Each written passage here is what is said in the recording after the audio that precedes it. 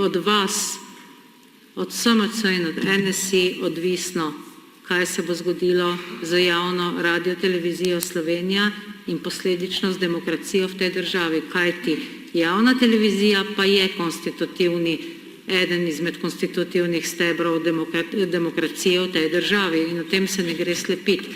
In ni vseeno, če se torej zmanjšuje financiranje javni radioteleviziji in se ta denar začne pretakati v neke komercialne televizije, ki so za nameček še partijska trobila ene same stranke, recimo Nova 24 TV, jaz se bom pa kar imenovala, ker se drugi izogibate imenovanju, potem pač to ni več demokracija in je to uničenje in pustošenje medijske krajine, neodvisnosti, avtonomije medijev, napad na svobodno novinarstvo, napad na svobodo in tako naprej. In zato tukaj pa ste tisti, ki imate škarje in platno v rokah, pri vas je ključ.